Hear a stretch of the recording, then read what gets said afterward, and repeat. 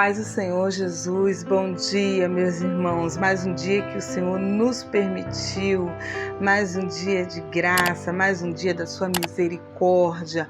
Hoje, meus irmãos, nós vamos meditar no capítulo de Êxodo, mas antes eu quero explicar para os irmãos o que significa. Êxodo significa a saída de um povo ou de uma multidão, de um país ou de uma região. Êxodo significa migração, migrar, o povo de Israel que migrou para o Egito. Tá bom, meus irmãos? E hoje nós vamos meditar nesse versículo e a palavra do Senhor vai ser bênção. E eu creio que vai falar muito ao seu coração, ao coração do irmão, da irmã que você vai compartilhar, tá bom? Então vamos juntos nessa, meus irmãos. Meus irmãos, hoje nós vamos meditar no livro de Êxodo. Êxodo significa saída de um povo ou multidão de um país para uma região. Tá bom, meus irmãos? E eu quero deixar para os irmãos, eu quero falar com os irmãos, que debaixo de uma opressão tem crescimento de Deus para a sua vida.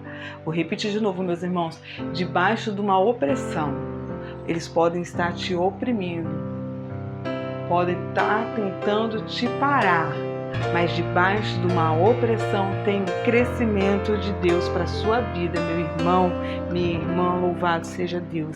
Então eu quero te convidar mais um dia para que nós possamos meditar na palavra do Senhor e que nós possamos se levantar e seguir em frente, caminhando juntos, firmes e fortes na presença do Senhor.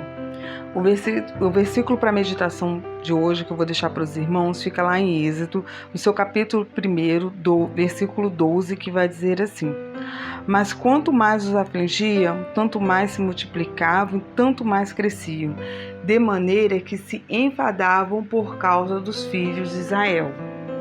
Meus irmãos, quem estava ficando enfadado por causa dos filhos de Israel? A Bíblia vai nos dizer que eram em torno de 70 os descendentes de Jacó quando eles entraram no Egito. Lá no seu versículo 6 vai dizer assim: faleceu José, os seus irmãos e toda aquela geração. E os filhos de Israel frutificaram, aumentaram muito, multiplicaram-se e foram fortalecidos grandemente, de maneira que a terra se encheu deles. Por esse motivo, Faraó estava ficando enfadado, Faraó estava ficando incomodado, Faraó estava ficando aborrecido, Faraó estava ficando irritado com a situação. Quantas pessoas te veem e não acreditam que você ainda está de pé? Quantas vezes o inimigo achou que você iria perder a batalha, mas você não perdeu, você continua de pé. Quantas vezes o inimigo tentou contra a sua vida, mas não conseguiu. Olha você aí de pé. Então, nesse caso aqui, o Faraó é o inimigo daquele povo. O que o Faraó fez? Aquele Faraó que agora ele tinha subido ao trono, ele era novo, ele não conhecia a história de José. Então o que ele fez? A ideia desse rei foi de subjugar aquele povo à escravidão. E para isso ele colocou supervisores sobre eles, que os oprimiam continuamente de maneira severa. Então o que Faraó fez? Ele começou a oprimir aquele povo com trabalhos forçados, começou a escravizar aquele povo, a ponto de tornar a vida dos israelitas amarga. Quantas vezes você já não olhou para a sua vida e começou a perceber que a sua vida estava ficando amarga? Aquilo ali foi uma estratégia que o inimigo lançou para tornar a sua vida amarga, trazer aflição para a sua vida, tristeza para a sua vida, angústia, aquele desespero que te dá no seu coração a vontade louca de sair correndo e largar tudo para trás. Então, meus irmãos, essa é a estratégia que Faraó traz sobre a sua vida. Mas eu vim aqui te dizer que Faraó ele pode tentar, mas ele não vai conseguir, ele não tem o poder de conseguir nada, ele não tem o poder de tocar. Ele pode articular, ele pode traçar a estratégia que ele quiser, mas ele não vai conseguir fazer.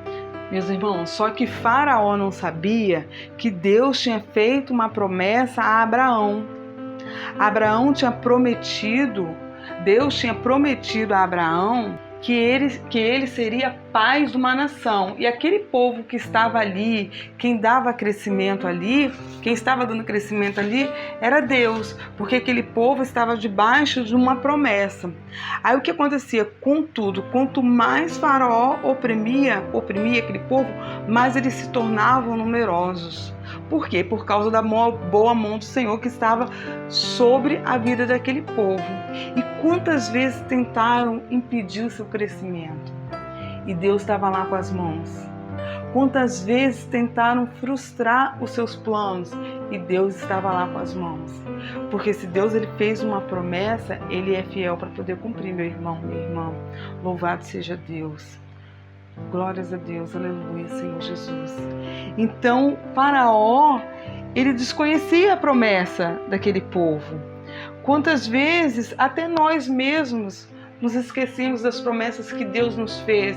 E aí a gente acaba ouvindo, deixando-se oprimir por Faraó. Quantas vezes nós queremos parar diante da opressão de Faraó?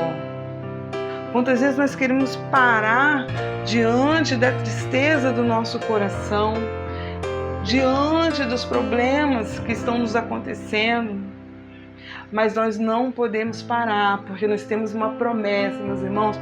Todos os dias eu venho falando de promessa, Deus vem colocando no meu coração, que é para lembrar das promessas. Então nós não podemos esquecer a nossa promessa. Deus, quando ele fez a promessa de um filho para Abraão já estava avançado de idade, a Sara já estava avançada de idade, né?